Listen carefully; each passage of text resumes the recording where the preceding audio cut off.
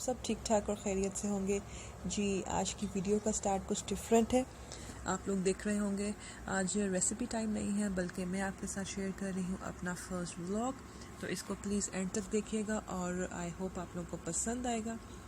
तो जी, हम लोग आए हुए हैं बाहर, कुछ काम शाम पेंडिंग थे और उन्हीं कामों की लिस्ट में मेरा ज़रूरी जो काम था वो था ग्रोसरी करना। ग्रोसरी यहाँ पे हम लोग एवरी वीक करते हैं, तो वंस अ वीक आके हम लोग अपनी ज़रूरत की चीज़ें वगैरह बाय कर लेते हैं, ग्रोसरी स्टफ। तो आज भी कुछ यूँ ही था कि मुझे अपनी ग्रोसरी मेरी ड्यू थी, तो मैंने सामान वगैरह ग्रोसरी का लेना था। तो मैंने कहा क्यों ना आप लोगों के साथ मैं शेयर करूँ कि मैं किस तरह से ग्रोसरी करती हूँ। और उसके साथ साथ ही मौसम बहुत ही खूबसूरत हुआ हुआ, यहाँ पे गर्मी ज़्यादा नहीं है और थोड़ी पूरी ठंडक भी चल रही है। तो जी, आप लोग देख सकते होंगे बादल भी आए हुए हैं, बारिश वाला मौसम भी है, लेकिन बारिश हुई नहीं थी। बट काम सारे चलते रहते हैं साथ साथ, वेदर जैसा भी हो। और आजकल वैसे भी कोरोना पेंडेमिक की वजह से ग्रोसरी स्टोर्स पे लाइन अप रहती है। हम लोगों को few person at a time जाने की इजाज़त होती है। लोग पहले जो अंदर होते हैं वो ग्रोसरी करके निकलते हैं, तो फिर दूसरों की बारी आती है। तो आई होप कि आज ग्रोसरी स्टोर पे लाइन ना हो, ताकि हम जल्दी से ग्रोसरी करके फारिग हो जाएं, क्योंकि उसमें काफ़ी टाइम निकल जाता है वेट करने में। तो लेट्स सी। और बस हम पहुंचने ही वाले हैं जी। यहाँ पे नो फ्रिल्स पे मैं आई हूँ ग्रोसरी करने, और मुझे जो नज़र आ रहा है लाइनअप नहीं है आई बिलीव। चल के देखते हैं जी। तो स्टोर पे बिल्कुल भी लाइनअप नहीं थी, मैं खुद बहुत हैरान थी। यूजुअली बहुत लंबी लाइंस होती हैं, 10 to 15 मिनट्स हम लोग वेट करते रह जाते हैं। तो एंटर होते ही हमने अपनी कार्ट को सैनिटाइज़ कर लिया। यहाँ पे उन्होंने पेपर और सैनिटाइज़र रखा हुआ था। और अब चलते हैं जी और ग्रोसरी शुरू करते हैं। यूजुअली मैं ग्रोसरी की लिस्ट बनाती हूँ लाजमी, लेकिन आज कुछ रीज़न की वजह से, मसरूफियत की वजह से मैं लिस्ट नहीं बना सकी। तो मुझे फिर जो याद था मैंने वो चीज़ें पिक कर ली। सबसे पहले सैलेड का मुझे सामान लेना था। मैंने क्यूकम्बर्स लगे हुए थे वो ले लिए, टमाटर थे वो मैंने उठाए। सैलेड हम लोग के घर में डेली बनता है, तो सैलेड का मैंने सामान लेना था क्योंकि वो ख़त्म हुआ हुआ था। और इसके साथ ही मुझे फ्रेश पाइनएप्पल्स नज़र आए, बहुत अच्छी डील थी तो मैंने वो ले लिए। मेरे बेटे को पसंद है पाइनएप्पल। उसके साथ ही सैलेड के बेबी कैरेट्स नज़र आए, थिनली स्लाइस मैंने उठाए, पैकेट पूरा। बहुत इजी रह जाता है, आप लेके अपनी सैलेड में ऐड कर सकते हैं। और इसके साथ ही बच्चों के स्नैक का कुछ ना कुछ स्टफ़ लेना था। समटाइम्स उनका मीठा खाने का दिल करता है, तो इनको ये कॉस्मिक ब्राउनी बहुत पसंद है। तो मैंने कहा चलिए मैं एक बॉक्स इनके लिए ये ब्राउनी का ले लेती हूँ,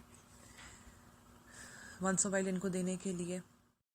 और फिर उसके बाद हमने ब्रेड का स्टफ़ लेना था, तो उसमें नज़र आए मुझे केक रस, बहुत अच्छे ब्राउन ब्राउन से फ्रेश लग रहे थे। तो वंस वाइल कभी चाय के साथ खाने के लिए तो मैंने एक बॉक्स वो ले लिया। और फिर आ गई थी ब्रेड की बारी।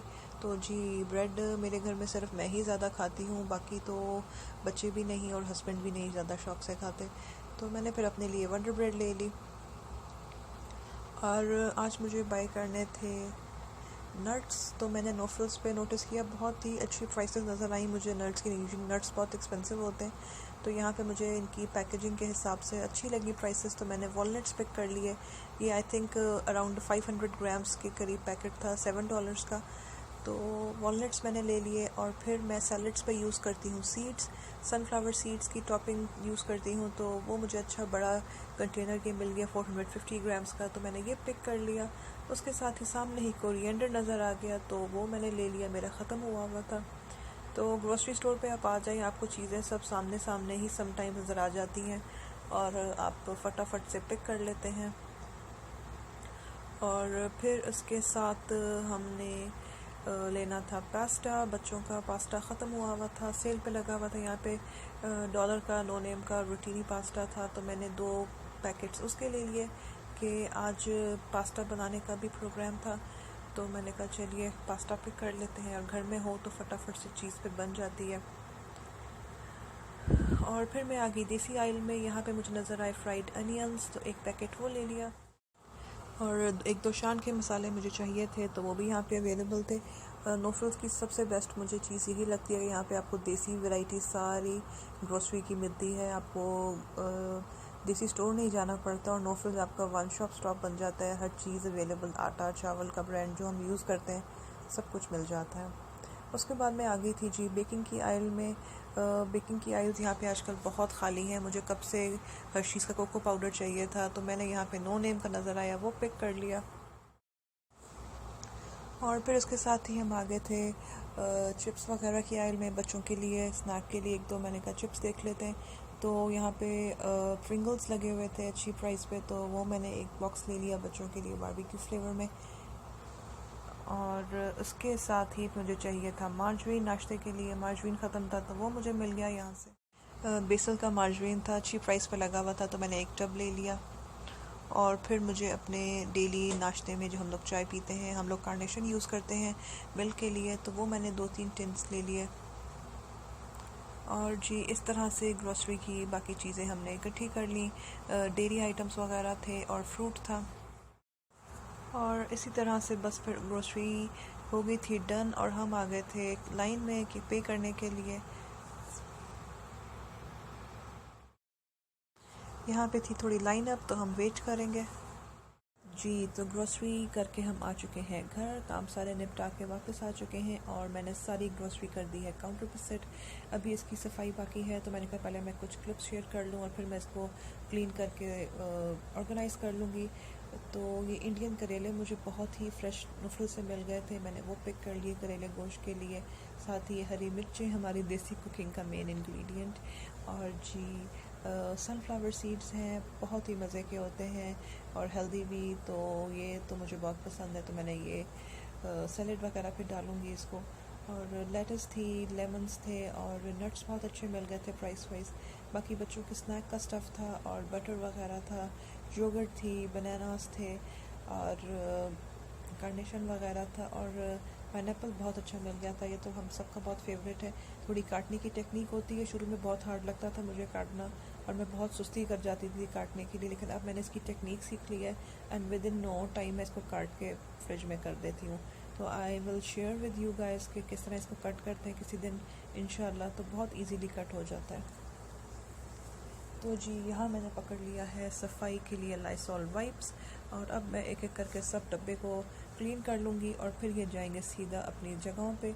तो यहाँ मेरे किचन में एक है ऑर्गेनाइजिंग ट्रॉली, इसमें मैं अपनी डेली रूटीन का स्टफ़ यहाँ पे रख देती हूँ जो मुझे डेली चाहिए होता है, और बाकी सब जाता है कैबिनेट्स में।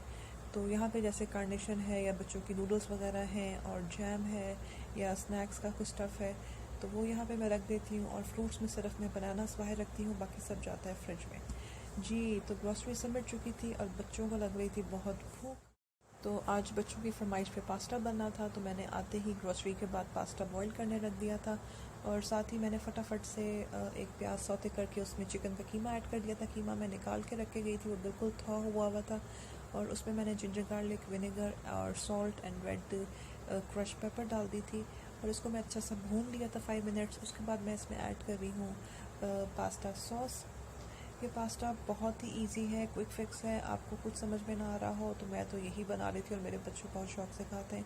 ये रेसिपी मैंने अपने यूट्यूब चैनल में भी शेयर की हुई है, ज़रूर ट्राई कीजिएगा, बहुत ही यमी बनता है। तो जी सब चीज़ें मिक्स करने के बाद इसको मैं कर दूँगी कवर, और ये पकेगा 5-10 मिनट्स के लिए दम में। जी आफ्टर 10 मिनट्स मैंने इसको लिड उठाया है, तो बिल्कुल पास्ता और मीट रेडी है। ये पास्ता सॉस और मीट, इसमें मैंने सराशा भी ऐड की थी थोड़ी सी फ्लेवर के लिए, चिलीज़ जो होती है। और जी यहाँ पे पास्ता बॉयल हो चुका है, और ये सारा पास्ता बॉइल्ड अब मैं इस मीट के और पास्ता सॉस के मिक्सचर में डाल दूँगी। और इसके साथ ही यहाँ पे इसमें मैं ऐड कर दूँगी कुटी हुई काली मिर्चें।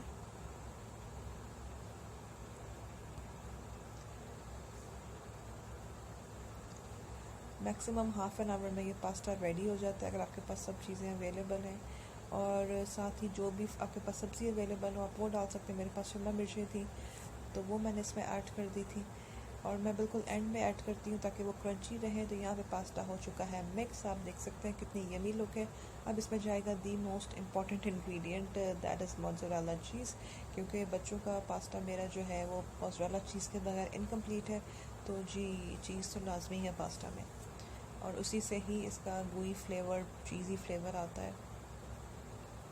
तो थोड़ा सा ऊपर स्प्रिंकल कर देंगे, और अब हम कर देंगे इसको कवर, ताकि ये 5 मिनट्स के दम में चीज़ मेल्ट हो जाए सारी तरह अच्छी तरह से। और इसके साथ ही मैंने सेट कर दी थी बच्चों के लिए टेबल, ताकि वो अपना अर्ली डिनर एंजॉय कर सकें। तो पूरा पॉट मैंने रख दिया था पास्ता का यहाँ पे, और ये मैं आपको इसको थोड़ा सा मिक्स करके दिखाती हूँ इसकी लुक। और यहाँ पे मैं आपको मिक्स करके दिखाती हूँ पास्ता की कितनी अच्छी चीज़ी स्ट्रिंग्स बनती हैं, बहुत ही यमी बनता है। तो जी अब मेरे बच्चे करेंगे अपना डिनर एंजॉय, और मैं अब यहाँ पे व्लॉग एंड करूँगी अपना। आई होप आप लोगों ने एंजॉय किया होगा। कमेंट्स में ज़रूर मेरे साथ अपनी थॉट्स शेयर कीजिएगा, मुझे इंतज़ार रहेगा। और जिन्होंने अब तक मेरा चैनल सब्सक्राइब नहीं किया है, प्लीज़ सब्सक्राइब करें और ज़्यादा से ज़्यादा शेयर करें। और जी अब आपसे मुलाकात होगी नेक्स्ट वीडियो में न्यू रेसिपी के साथ। तब तक के लिए अल्लाह हाफ़िज़।